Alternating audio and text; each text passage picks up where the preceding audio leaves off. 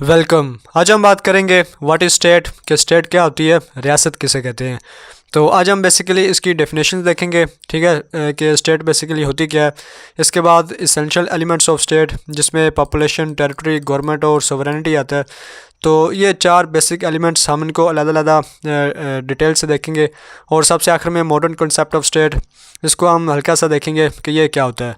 तो बेसिकली हम इसकी डेफिनेशंस और इसके जो चार इसेंशियल एलिमेंट्स हैं इनको डिटेल से देखेंगे कि स्टेट बेसिकली क्या होती है, रियासत किसे कहते हैं।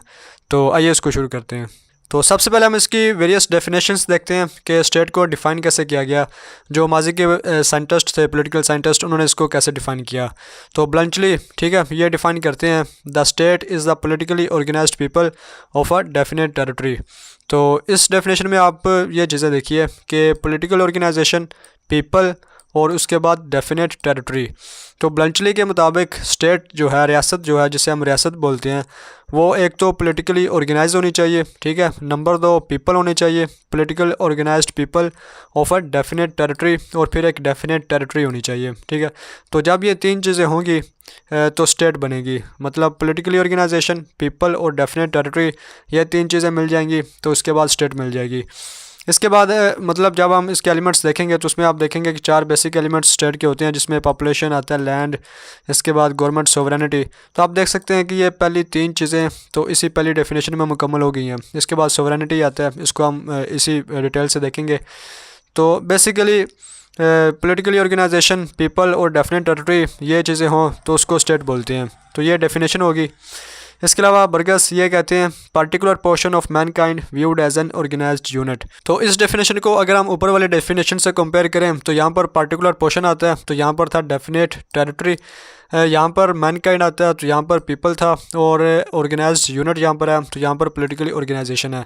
तो तकरीबन particular portion of mankind viewed as an organised unit ये हो तो उसे स्टेट बोलते हैं, रियासत बोलते हैं, ठीक है। ऐसा बर्गस का कहना है। इसके अलावा अगर वुडरो विल्सन को देखें तो वो कहते हैं a people organised for law within a definite territory. तो यहाँ पर पीपल, ठीक है, पहली दोनों डेफिनेशंस में यहाँ पर मैनकाइंड था, यहाँ पर पीपल था, यहाँ पर भी पीपल है। ऑर्गेनाइज्ड फॉर लॉ, ठीक है, तो यहाँ पर ऑर्गेनाइज्ड यूनिट था, यहाँ पर पॉलिटिकल ऑर्गेनाइजेशन थी, और ये वुडरो विल्सन कहते हैं organised for law within a definite territory, ठीक है। ऊपर भी डेफिनेट टेरिटरी था सबसे पहले, और यहाँ पर पार्टिकुलर पोर्शन था ऑफ मैनकाइंड, और यहाँ पर डेफिनेट टेरिटरी। तो हम देख सकते हैं कि पहले जो तीन साइंटिस्ट हैं, पॉलिटिकल साइंटिस्ट, इन्होंने स्टेट को तकरीबन एक ही तरह से डिफ़ाइन किया है। हाँ, बेसिकली यहाँ पर हम सिर्फ डेफिनेशन की बात कर रहे हैं। डिटेल से जब हम इसके एलिमेंट्स देखेंगे तो हमें बाकायदा तौर पर पता चलेगा कि स्टेट बेसिकली होती क्या है। तो पहली तीन डेफिनेशन तो मिलती जुलती हैं कि तीन चीज़ें उसमें आती हैं कि एक तो पॉपुलेशन होनी चाहिए, इसके अलावा डेफिनेट टेरिटरी होनी चाहिए, और फिर ऑर्गेनाइजेशन होनी चाहिए। वो पॉलिटिकल ऑर्गेनाइजेशन भी हो सकती है, ऑर्गेनाइजेशन फॉर लॉ भी हो सकती है जिस तरह वुडरो विल्सन ने कहा, या किसी भी तरह की ऑर्गेनाइजेशन हो सकती है कि जिसमें लोग मिलजुल कर रहे हैं। इसके बाद किंग लुइस 14, ये फ्रांस का बादशाह था, ये फ्रेंच में लिखा हुआ है, ठीक है। तो इसको इंग्लिश में तर्जुमा है आई एम द स्टेट। तो ये डेफिनेशन बड़ी ज़बरदस्त किस्म की है कि चूँकि तब मोनार्की थी, बादशाह थी, तो उसने कहा कि आई एम द स्टेट, मैं ही रियासत हूँ, मैं ही सब कुछ हूँ, मुझे से सब कुछ है। तो बेसिकली एक तरह से ये ठीक भी थी, ठीक है। तो ये एक पॉलिटिकल साइंटिस्ट की डेफिनेशन नहीं है, ये एक बादशाह की डेफिनेशन है जो बिल्कुल सही है। पॉलिटिकल साइंटिस्ट इस तरह से करते हैं कि state is politically organised people of a definite territory. तो ये चीज़ आती है। इसके बाद एक टोटली डिफरेंट पर्सपेक्टिव आता है। ये आपको एक मुख्तलिफ़ तरह की डेफिनेशन मिलेगी। अब हम देखते हैं कि कार्ल मार्क्स वो किस तरह से स्टेट को देखता है। तो मार्क्सिस्ट व्यू क्या है स्टेट के बारे में, इसकी समरी बताता हूँ कि कार्ल मार्क्स जो है वो स्टेट को इस तरह से देखता है कि जो डोमिनेंट क्लास होती है, जो रूलिंग क्लास होती है, या जिसे कैपिटलिस्ट क्लास बोलते हैं, उर्दू में इसे सरमायादारी निज़ाम भी बोलते हैं, जो कंट्रोल करती है मींस ऑफ प्रोडक्शन, जिस तरह से जो ज़मींदार होते हैं, जो ज़राई ज़मीन होती है, मींस ऑफ प्रोडक्शन होते हैं, फैक्ट्रीज होती हैं, ठीक है, इंडस्ट्री होती है, जो भी होता है। तो कार्ल मार्क्स का ये कहना है कि वो क्लास जो कैपिटलिस्ट क्लास होती है, सरमायादार क्लास होती है, बेसिकली अपने इंटरेस्ट को पूरा करने के लिए, कम्युनिटी पर, माशरे पर अपना होल्ड पूरा करने के लिए वो रियासत को बनाती है, वो रियासत को पैदा करती है।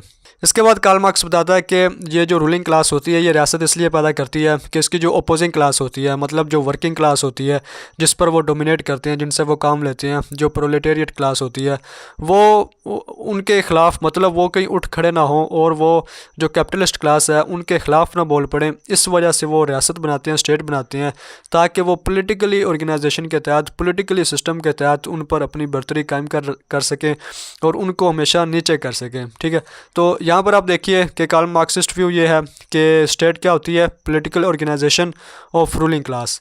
ठीक है, तो ऊपर हमने पढ़ा था कि पॉलिटिकली ऑर्गेनाइज्ड पीपल। इसके अलावा यहाँ पर हमने पढ़ा था कि पार्टिकुलर पोर्शन ऑफ मैनकाइंड, और इसी तरह वुडरो विल्सन ने कहा था अब पीपल। तो यहाँ पर किसी ने ये नहीं कहा कि लोअर क्लास या अपर क्लास या मिडिल क्लास, लेकिन कार्ल मार्क्स का ये कहना है कि state is politically organisation of ruling class. ठीक है, तो ये चीज़ इसमें काफ़ी अहम है। आप जानते हैं कि अगर आपने कार्ल मार्क्स को पढ़ा तो वो हर चीज़ को सोशियो इकोनॉमिक पैटर्न में देखता है। ठीक है, तो बहरहाल हम इसी को यहीं पर महदूद रखते हैं कि political organisation of ruling class. इसके अलावा use power to restrict its class enemies, कि जो अपर क्लास होती है उसके जो क्लास एनिमीज़, ज़ाहिर बात है जो लोअर क्लास है, वर्किंग क्लास है, उनके ख़िलाफ़ वो पावर इस्तेमाल करती है। Result of division of society, state बनती ही इस वजह से है कि जब किसी भी सोसाइटी में क्लास डिवीजन होती है, जब दो तरह की क्लासें होती हैं, अपर क्लास लोअर क्लास होती है, तो फिर स्टेट बनती है। इसके अलावा exist as long there is a need of class domination, क्योंकि आप जानते हैं कि कार्ल मार्क्स ने जो फ़लसफ़ा कम्युनिज़म का दिया है उसमें बेसिकली वो स्टेटलेस सोसाइटी की बात करते हैं कि जो स्टेटलेस है, उस पर कोई स्टेट नहीं है, बल्कि पूरी दुनिया में एक ही तरह की सोसाइटी होगी। तो ज़ाहिर बात है वो सोसाइटी तभी होगी कि जब क्लास सिस्टम नहीं होगा, क्योंकि कम्युनिज़म में क्लास सिस्टम नहीं है।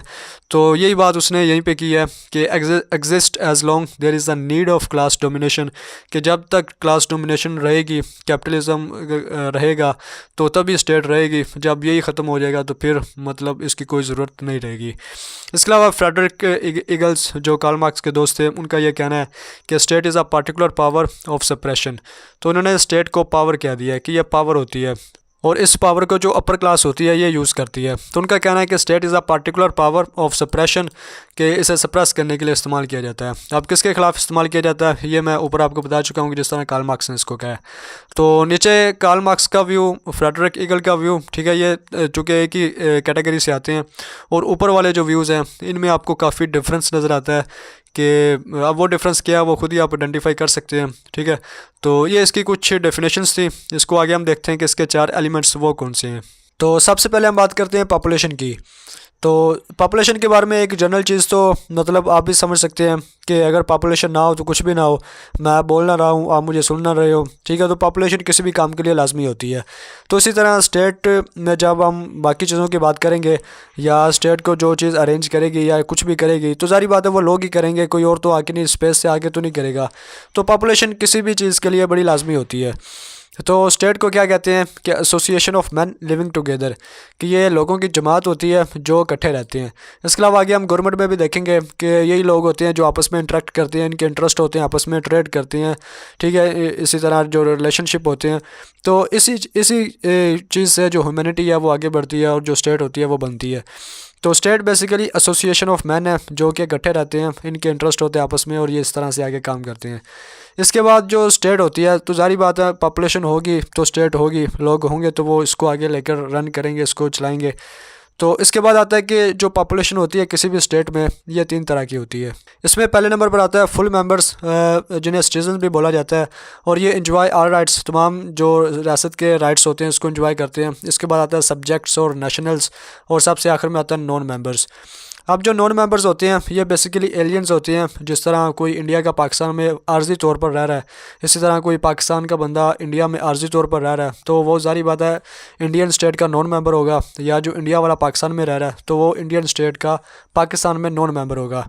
इसके बाद जो फुल मेंबर है ये भी हमें समझ में आ जाता है, जो सिटीज़न होते हैं, कि जिस तरह अगर कोई बंदा कहता है कि वो पाकिस्तानी सिटीज़न है, तो उसका मतलब वो पाकिस्तान में पैदा हुआ है, पाकिस्तान में रहा है, उसका आईडी कार्ड पाकिस्तान का बना हुआ है, शनाख्ती कार्ड जिसे हम बोलते हैं, तो वो पाकिस्तान में रह रहा है।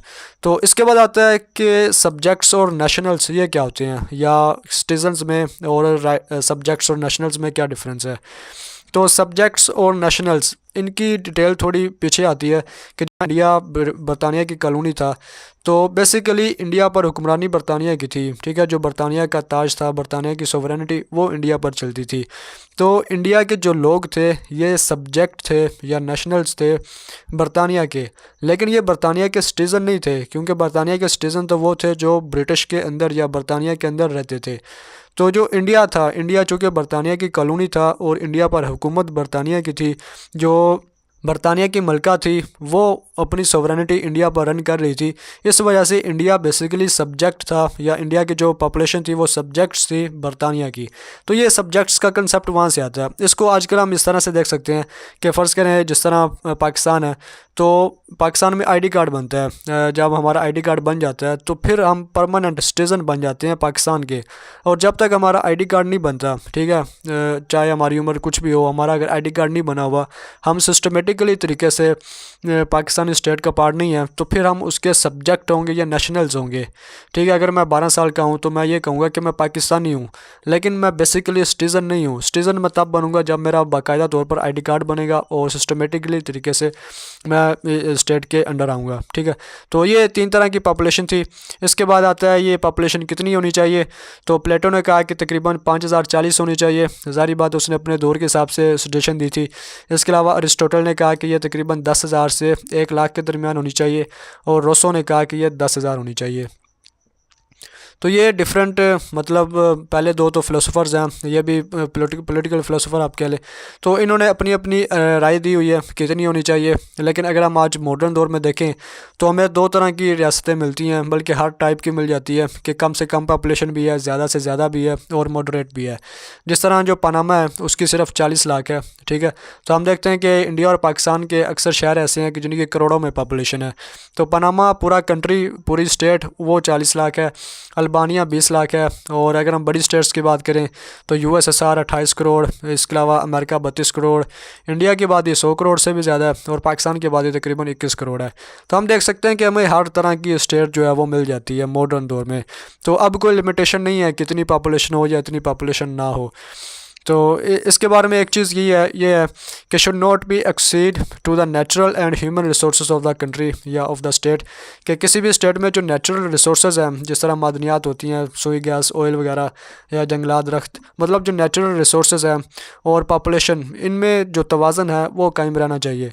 अब एक कंट्री में नेचुरल रिसोर्स बहुत कम है लेकिन पॉपुलेशन ज़्यादा है, तो ज़ाहिर बात है वो ठीक नहीं है, नुकसान होगा। अगर पॉपुलेशन कम है लेकिन नेचुरल रिसोर्स ज़्यादा हैं तो ज़ाहिर बात है वो एडवांटेज होगा।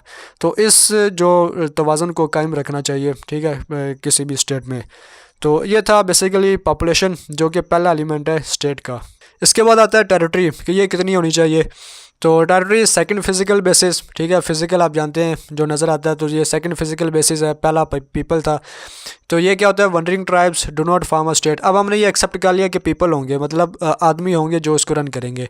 अब वो कह रहा है कि वंडरिंग ट्राइब्स, जिन्हें हम खाना बदोश बोलते हैं, do not form a state, कि आप 1 महीना यहाँ पर रहे, फिर आप कहीं और चले गए, कहीं और चले गए, तो आपने एक जगह टिक के रहना है। ठीक है, आपकी एक स्पेसिफिक डेफिनेट टेरिटरी होनी चाहिए कि जिसमें आप रह रहे हैं। जिस तरह कोई एक बंदा पाकिस्तान में 2 महीने रहता है, 2 महीने अफगानिस्तान में, कोई कहाँ पे कोई कहाँ पे, तो वो बेसिकली कोई एक जगह का नहीं है।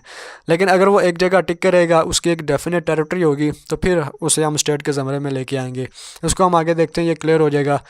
तो इसके अलावा व्हेन पीपल लिव टुगेदर, जब वो इकट्ठे रहते हैं, they form community of interest and patriotism, कि जब आप एक जगह टिक के रहेंगे, आप मूव नहीं करेंगे बार बार एक जगह से दूसरी जगह, तो आपकी कम्युनिटी ऑफ इंटरेस्ट बनेंगे। ठीक है, जारी बात है, जब इकट्ठे लोग रहेंगे तो उनके आपस में लेन देन जो होगा वो बढ़ेगा, उनके इकोनॉमिक इंटरेस्ट, ट्रेड इंटरेस्ट ये बनेंगे, जिसकी वजह से उनमें कम्युनिकेशन होगी और जो कम्युनिटी इंटरेस्ट है ये पैदा होंगे। इसके बाद पेट्रोटिज़म पैदा होगा। पेट्रोटिज़म आप जानते हैं कि जज्बा हुब्बुल वतनी होता है, कि एक बंदा जब अपनी मसलन पाकिस्तान में जो बंदा रहता है वो ज़ाहिर बात है पाकिस्तान से प्यार करेगा, क्योंकि वो उसी में पैदा हुआ, वहीं पर रहा, वहीं पर पला बड़ा। इसी तरह इंडिया का बंदा इंडिया से मोहब्बत करेगा। तो जब एक बंदा एक जगह पर रहता है तो पेट्रोटिज़म का जज्बा ऑटोमेटिकली उसके अंदर पैदा हो जाता है। तो ये बेसिकली टेरिटरी के हम करैक्टरिस्टिक्स की बात कर रहे हैं, कि लोग जब एक जगह रहेंगे, एक जगह मिल के, तो कम्युनिटी ऑफ इंटरेस्ट बनेगा और पेट्रोटिज़म बनेगा। तो अब इसमें एग्जांपल आती है कि टेरिटरी की क्या अहमियत होती है स्टेट में। कि ज्यूज़ ऑफ यूरोप, के जो यूरोप के ज्यूज़ थे, आप जानते हैं होलोकास्ट से, जब होलोकास्ट हो रहा था, हिटलर उन्हें मार रहा था, तो पूरे यूरोप में ज्यूज़ रहते थे, यहूदी रहते थे, तो उनकी कोई स्टेट नहीं थी। लेकिन जब होलोकास्ट हुआ, वर्ल्ड वार 2 ख़त्म हुई, तो उसके बाद मतलब जो अमेरिका था और बरतानिया था, उनकी मदद से उन्होंने फ़लस्तीन के अंदर इसराइल जो स्टेट थी वो कायम की, और वो अभी भी कायम है। यहाँ पर यह बात अहम है कि इसराइल बेसिकली फ़लस्तीनियों की ज़मीन पर आबाद किया गया, तो फ़लस्तीनियों की ज़मीन पर इसराइल आबाद किया गया, वो इसराइल स्टेट कायम होगी। लेकिन जिनकी ज़मीन पर आबाद किया गया फ़लस्तीनी, वो आज भी स्टेटलेस हैं, वो आज भी वैसे धक्के खा रहे हैं और वो मतलब बेघर हैं। तो उनका क्या हाल हो रहा है ये आप आजकल खबरों वगैरह में देखते रहते हैं और इस पर आप ख़ुद से देख सकते हैं क्या होता है। तो बहरहाल यहाँ पर टेरिटरी की बात हो रही है कि पहले वो यूरोप में फैले हुए थे, लेकिन बाद में अमेरिका और ब्रिटेन की मदद से उन्होंने इसराइल को बनाया, और फिर बाकायदा तौर पर जब उन्हें एक ख़ास डेफिनेट टेरिटरी मिली तो फिर उनकी एक स्टेट बन गई। तो उसके बाद जो मुसलमान थे वो एक नेशन थे, जिस तरह इन्हें को दो कौमी नज़रिया इसके अलावा अक्सर में मिलते हैं क़ायद आज़म अल्लामा इक़बाल ने कि मुसलमान हर लिहाज से एक नेशन है। तो ये एक कौम थे, एक नेशन थे, लेकिन इनके पास एक ख़ास टेरिटरी नहीं थी कि जहाँ पर वो रह सकें और अपना कर सकें। ठीक है, तो प्री पार्टीशन वो यानी कि सिर्फ एक नेशन थे, लेकिन जब पाकिस्तान बन गया तो फिर उन्हें एक डेफिनेट टेरिटरी मिल गई, एक ख़ास उनको इलाका मिल गया कि जिसमें वो बाकायदा तौर पर उसे एक स्टेट कह सकें कि ये उनको बिलोंग करती है, कि जिनको मुस्लिम्स कहा जाता है। तो इसी तरह मुस्लिम कौम मतलब जो प्री पार्टीशन थी और उसके बाद जब पाकिस्तानी एक पार्टिकुलर इनको डेफिनेट टेरिटरी मिल गई तो फिर वो एक स्टेट का दर्जा बन गया, स्टेट का दर्जा इनको हासिल हो गया। तो ये बेसिकली इनकी एक एग्ज़ाम्पल थी कि आप एग्जिस्ट कर सकते हैं, लोग रह तो सकते हैं, लेकिन एक बाकायदा तौर पर स्टेट होने के लिए आपके पास अपनी एक डेफिनेट टेरिटरी होनी चाहिए। इसके बाद इसका साइज़ क्या होना चाहिए कि इसमें भी दो चीज़ें आती हैं कि आजकल हमें बहुत छोटी स्टेट्स भी मिलती हैं जिस तरह पॉपुलेशन की थी, और बहुत बड़ी स्टेट्स भी मिलती हैं। लग्जमबर्ग ये एक स्टेट है जर्मनी और फ्रांस के दरमियान में, ये इंतहाई एक छोटी सी स्टेट है। आप मतलब गूगल मैप से देखें तो पहली दफ़ा नज़र भी नहीं आती, काफ़ी जूम करके ये नज़र आती है, तो छोटी सी स्टेट है। लेकिन अगर हम बड़ी स्टेट्स की बात करें तो रशिया में मिलता है, ठीक है, ऑस्ट्रेलिया मिलता है, चाइना मिलता है, ठीक है। रशिया की और चाइना की बात करें तो तकरीबन आधी दुनिया तो इन्हीं पे बन जाती है। फिर आप इंडिया को मिला लें, पाकिस्तान और ये सारा इलाका, तो आधी दुनिया तो सिर्फ यहीं पे आबाद है। तो हमें छोटी टेरिटरी वाली स्टेट्स भी मिलती हैं, बड़ी वाली भी मिलती हैं। तो इसके अलावा आजकल क्या होता है कि territory must be small enough to be well governed. तो ये एक जनरल परसेप्शन है कि टेरिटरी मतलब बहुत बड़ी भी ना हो कि आप उसे गवर्न ना कर सकें, बहुत छोटी भी ना हो कि मतलब वहाँ पर कुछ हो ही ना, कोई रिसोर्सेज ना हो। तो territory must be small enough मतलब पॉपुलेशन के हिसाब से इसमें होता है कि अगर आपकी पॉपुलेशन ज़्यादा तो टेरिटरी उस हिसाब से होगी और उस हिसाब से कम होगी। मतलब अगर 100 बंदे हैं तो आप ये नहीं कि आपके पास कोई 500 बंदों वाली जगह हो या 1000 बंदों वाली जगह हो। तो अपनी पॉपुलेशन के हिसाब से आपकी territory small enough to be well governed कि इतनी हो कि आप उसे अच्छी तरह से रन कर सकें। इसके अलावा आजकल ये कहा जाता है कि टेंडेंसीज टूवर्ड लार्जर वन। इसकी अब वजह क्या है? इसकी वजह यह है कि आजकल टेक्नोलॉजी का दौर है, मॉडर्न ज़माना है, आप अपने बॉर्डर्स को अच्छी तरह से सिक्योर कर सकते हैं टेक्नोलॉजी की मदद से। तो जब बड़ी स्टेट आपके पास होगी, पॉपुलेशन कम होगी, तो ज़ाहिर बात है जो बड़ी स्टेट होगी उसमें जो नेचुरल रिसोर्सेज हैं वो ऑटोमेटिकली ज़्यादा होंगे। पहले तो ये होता था कि ये ऑयल वगैरह या जो मादनियात थी ये बहुत कम निकाली जाती थी, लेकिन आजकल टेक्नोलॉजी ज़्यादा होने की वजह से आप एक्सट्रैक्ट कर सकते हैं रिसोर्सेज ज़मीन से। तो आजकल यही प्रेफर किया जाता है कि जो लार्ज स्टेट होगी ये ज़्यादा फ़ायदेमंद है, क्योंकि इसमें से आप ज़्यादा नेचुरल रिसोर्सेज निकाल सकते हैं और ज़ाहिर बात है वो आपकी इकोनॉमी पर डायरेक्ट या इनडायरेक्ट असरअंदाज होंगे। इसके अलावा small state can not defend itself properly. जो छोटी स्टेट आजकल के दौर में है वो अपने आप को डिफेंड नहीं कर सकती, क्योंकि ज़ाहिर बात है छोटी है। अगर आप इराक की इन्वेजन ऑफ कुवैत को देखें, जिसमें इराक ने कुवैत पर इन्वेड किया था, तो कुवैत एक छोटी सी स्टेट था, थोड़ी सी उसकी पॉपुलेशन थी, वो अपने आप को डिफेंड ना कर सका। इराक उसके मुकाबले में थोड़ा बड़ा था। ज़ाहिर बात है कॉन्टेक्स्ट में थोड़ा डिफरेंस होता है, लेकिन जस्ट ये एक एग्जांपल है, ठीक है, कि आजकल बड़ी स्टेट्स को रेफ़र किया जाता है कि जिसमें नेचुरल रिसोर्सेज ज़्यादा हों। इसके अलावा टर्चके, ये एक जर्मन पॉलिटिकल साइंटिस्ट थे, इनका कहना है कि state is a power and it is a sin for state to be small. कि स्टेट एक पावर है कि और ये गुनाह है स्टेट के लिए, रियासत के लिए, कि वो छोटी हो। तो आप अंडरस्टैंड कर सकते हैं इससे कि मतलब स्टेट इज़ अ पावर, कि स्टेट ही एक पावर है, इसी से आपने सब कुछ करना है। ये छोटी होगी तो मतलब पावर कम है, ये ज़्यादा होगी तो पावर ज़्यादा है। तो ये बेसिकली हम टेरिटरी की बात कर रहे थे कि अगर आप एक पार्टिकुलर स्टेट की बात कर रहे हैं तो इसका मतलब आप एक पार्टिकुलर जोग्राफिकल रीजन की बात कर रहे हैं कि जिसमें कुछ लोग रहते हैं। तो इसको हम आगे देखते हैं। इसके बाद तीसरे नंबर पर आता है गवर्नमेंट, हुकूमत, कि किसी भी स्टेट को स्टेट कहने के लिए उसमें गवर्नमेंट होनी चाहिए। तो हम पॉपुलेशन और टेरिटरी को पीछे देख चुके हैं। तो people living permanently on a definite territory, ठीक है, तो इसमें पीपल भी आ गया, परमानेंटली भी आ गया, ठीक है। तो ज़ाहिर बात है परमानेंट होनी चाहिए, खाना बदोश नहीं होनी चाहिए। ऑन अ डेफिनेट टेरिटरी, एक ख़ास जगह पर। Do not form a state, कि अभी ये स्टेट मुकम्मल नहीं हुई।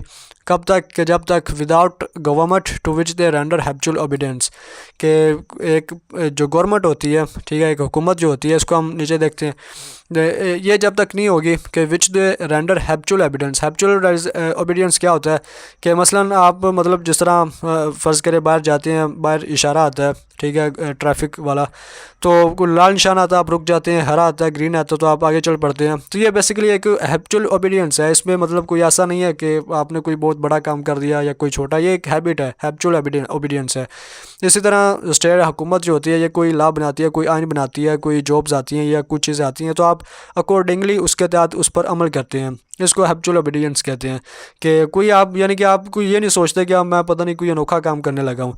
तो एक हैबिचुअल ओबीडियंस होती है कि जब एक डेफिनेट टेरिटरी में लोग रहते हैं और हुकूमत की तरफ से, गवर्नमेंट की तरफ से कोई आता है तो वो उसको इसी तरह से ओबे करते हैं। आजकल के दौर में जो गवर्नमेंट होती है ये मुख्तलिफ़ तरह की होती है। कई जगह पर प्रेसिडेंशियल फॉर्म ऑफ सिस्टम है गवर्नमेंट है, कई जगह पर पार्लियामेंट्री है। सऊदी अरेबिया, कुवैत वगैरह में अभी भी मोनार्की चल रही है। तो ये हर स्टेट की अपनी अपनी एक उसका फीचर है, कैरेक्टरिस्टिक्स है, ठीक है। पाकिस्तान में जिस तरह पार्लियामेंट्री है, इंडिया में भी पार्लियामेंट्री है। जो प्राइम मिनिस्टर होता है ये गवर्नमेंट का हेड होता है और ये इसको रन करता है। और जो बाकी जो नेशनल्स होते हैं, सिटीजन होते हैं, ये उसको हैबिचुअल ओबीडियंस करते हैं कि जो भी गवर्नमेंट पॉलिसी बनाती है वो उस पर अमल करते हैं। इसके अलावा स्टेट इज़ नथिंग, स्टेट कुछ भी नहीं है if there is no government, अगर हुकूमत ना हो। अब इसकी क्या वजह है कि विदाउट गवर्नमेंट, हुकूमत के बगैर, people are mere assemblage of human being not politically organised. कि आप खुद ही अंदाज़ा कर लें कि चंद लोग बैठे हुए हैं, एक ख़ास जगह पर बैठे हुए हैं, तो मतलब कोई उनमें लेन देन नहीं है, कोई कुछ भी नहीं है, कोई उनमें ऑर्गेनाइजेशन नहीं है। तो वो ज़ाहिर बात है mayor assemblage of human beings हैं कि वो सिर्फ एक जत्था है लोगों का कि वो बैठा हुआ आपस में अपना काम कर रहा है, कोई ऑर्गेनाइजेशन नहीं है। तो पॉलिटिकली ऑर्गेनाइजेशन ये लाजमी होती है, ठीक है, कि जिसमें वो सियासी सरगर्मियाँ सर अंजाम देते हैं।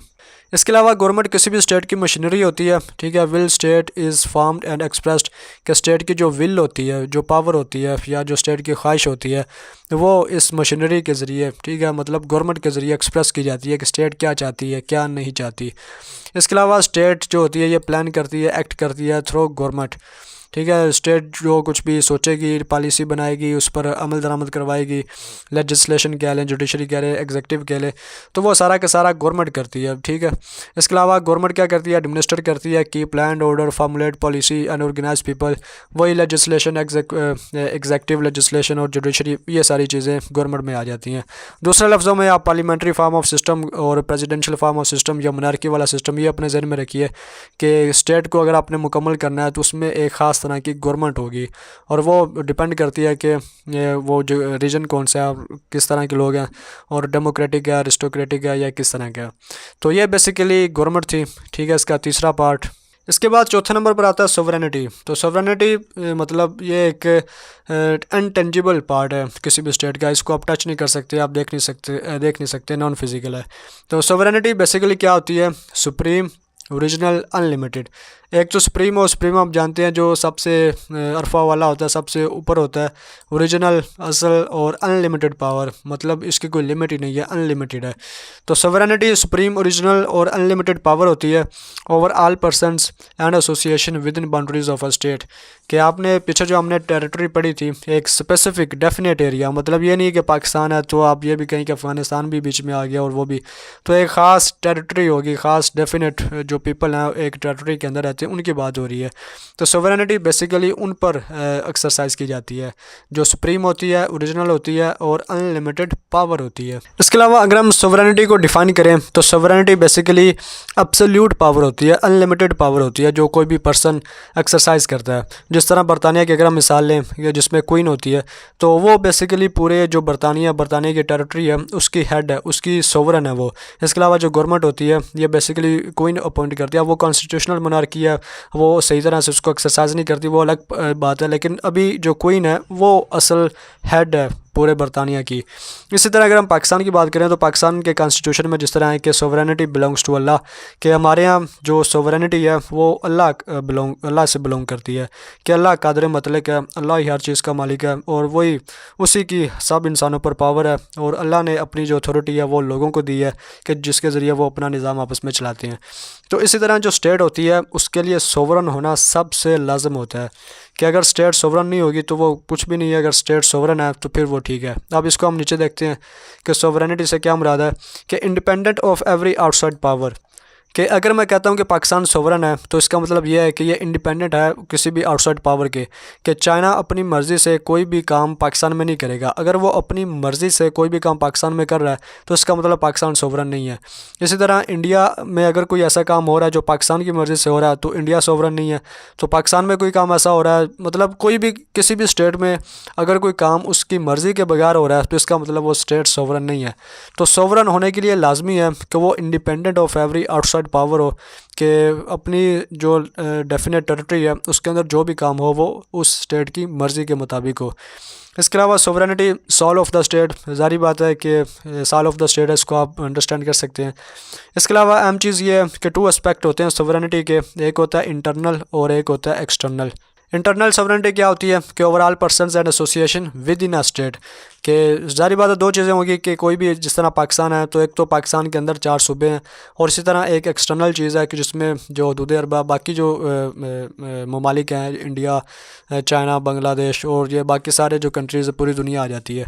तो इंटरनल सोवरेनिटी से मुराद ये होता है कि कोई भी स्टेट जो उसके अंदर जो पॉपुलेशन है, एसोसिएशंस हैं, उन पर अपनी पावर एक्सरसाइज करे। मसलन अगर कोई पाकिस्तान की गवर्नमेंट कोई पॉलिसी बनाती है तो वो उसके पास इतनी पावर हो कि वो सारी पाकिस्तान पर लागू कर सके। इसी तरह एक्सटर्नल सोवरेनिटी जिस तरह ये ऊपर बात हो चुकी है, इंडिपेंडेंट ऑफ फॉरेन कंट्रोल और पावर, कि कोई बैरूनी पावर कोई ऐसी पॉलिसी ना बनाए कि वो किसी भी स्टेट के अंदर लागू हो जाए और वो उसको रोक ना सके अगर वो ना चाहे तो बेसिकली अब आप खुद ही सोचिए कि कौन सी स्टेट सोवरन है, कौन सी स्टेट असल में सोवरन नहीं है। अब असूली तौर पर तो सभी को सोवरन होना चाहिए, ठीक है, उनकी अपनी एक पावर होनी चाहिए कि उनकी मर्ज़ी से किसी भी स्टेट के अंदर जो काम हो वो हो, और अगर वो किसी स्टेट की बात नहीं मानती तो वो बेसिकली अपनी मर्ज़ी से ना माने। तो ये बेसिकली सोवरेनिटी था, जो चौथा एलिमेंट था किसी भी स्टेट का। इसके बाद हम देखते हैं मॉडर्न कंसेप्ट ऑफ स्टेट कि ये क्या होता है। तो इसमें सेकुलरिज़म आता है, नेशनलिज़म आता है और लीगलिज़म आता है। तो ये मैं आपको इंतहाई मुख्तसर बता रहा हूँ, ठीक है, क्योंकि बेसिकली मैंने आपको कंसेप्ट ऑफ स्टेट का बताना था जिसमें 4 एलिमेंट्स है, उसकी डेफिनेशन मैंने आपको बताई है। तो ये मैं आपको इंतहाई शॉर्ट बता रहा हूँ कि सेकुलरिज़म आप जानते हैं कि प्योरली वेस्टर्न इस्लाम है, कि जिसमें चर्च यानी रिलीजन और स्टेट ये एक दूसरे से अलग अलग होंगे। चर्च या रिलीजन अपना काम करेगा, स्टेट अपना काम करेगी, या दूसरे लफ्ज़ों में रिलीजन कभी भी स्टेट के कामों में इंटरफेयर नहीं करेगा, ठीक है। तो रिलीजन चर्च तक ही महदूद है या इंडिविजुअल तक महदूद है, कि मैं अगर क्रिश्चियन हूँ तो मैं ख़ुद ये कर रहा हूँ, मैं मुस्लिम हूँ तो मैं कर रहा हूँ, मेरा यानी कि रिलीजन स्टेट में इंटरफेयर नहीं करेगा। स्टेट अपना काम कर रही है, उसकी अपनी फॉरेन पॉलिसी है, उसकी अपनी डोमेस्टिक पॉलिसी है, ठीक है। तो ये 2 अलग अलग चीज़ें हैं। तो सेकुलरिज्म से क्या मुराद है कि स्टेट सेपरेट फ्रॉम रिलीजन, ठीक है। बताने का क्या मकसद है कि आजकल जो मॉडर्न कंसेप्ट ऑफ स्टेट है उसमें यह है कि आजकल की जो मॉडर्न स्टेट्स हैं वो सेकुलर स्टेट्स हैं। जिस तरह इंडिया अपने आप को सेकुलर कहता है, बरतानिया, अमेरिका, इसके अलावा अक्सर कंट्रीज़, और वो कंट्रीज़ जो सेकुलर हैं उनको हम तरक्की याफ्ता भी मानते हैं, ठीक है, और जिनमें रिलीजन का रोल होता है। जिस तरह हम अगर ईरान की मिसाल लें तो इसको थियोक्रेटिक स्टेट कहा जाता है, ठीक है। थियोक्रेटिक स्टेट वो स्टेट जिसमें जो रिलीजन होता है वो अपना रोल प्ले करता है। इसी तरह पाकिस्तान भी उसे इस्लामिक रिपब्लिक ऑफ पाकिस्तान कहते हैं, लेकिन पाकिस्तान एक सेकुलर स्टेट नहीं है कॉन्स्टिट्यूशनली, ठीक है। तो इसी तरह ये चीज़ें इसमें आती हैं कि आजकल की जो स्टेट है वो सेकुलर स्टेट ज़्यादा होती है, ठीक है, जिसमें स्टेट और रिलीजन ये अलग अलग होते हैं। इसके अलावा नेशनलिज़म आता है कि आजकल की जो स्टेट है उसमें नेशनलिज़म या नेशनलिस्टिक स्टेट है। अब नेशनलिज़म से क्या मुराद है, इसमें अब वही चीज़ें आ जाती हैं कि जिस तरह मोदी की आप मिसाल ले लें, वो एक नेशनलिस्टिक लीडर है, वो वही काम करेगा जो इंडिया के फ़ायदे में होंगे, ठीक है। इसके अलावा इसमें 2 चीज़ें आती हैं नेशनलिज़म में कि जब हम कहते हैं कि ये बंदा नेशनलिस्टिक है तो इससे क्या मुराद है। इसमें ऑब्जेक्टिव फैक्टर्स होते हैं और सब्जेक्टिव फैक्टर्स होते हैं। ऑब्जेक्टिव फैक्टर्स क्या होते हैं कि common territory, language, religion, culture, common historical experience. तो जब हम बोलेंगे कि ये फ़लाँ बंदा नेशनलिस्टिक है, तो इसका मतलब ये है कि उसने दूसरे बंदों के साथ common territory, language, religion, culture, common historical experience ये सारा किया हुआ है, तो वो एक नेशनलिस्टिक है। इसके अलावा सब्जेक्टिव फैक्टर्स क्या होते हैं? Psychological factors of national feeling and consciousness. अब psychological factor of national feeling and consciousness, इससे क्या मुराद है कि जिस तरह फ़र्ज़ करें मैं पाकिस्तान में रह रहा हूँ, बलूचिस्तान भी है, खैबर पख्तूनख्वा भी है, सिंध भी है, पंजाब भी है, तो इसमें रहते हुए मैं ये ना सोचूं कि common territory, language, religion, culture, common historical experience, ठीक है, ये सारे ऑब्जेक्टिव फैक्टर्स हैं।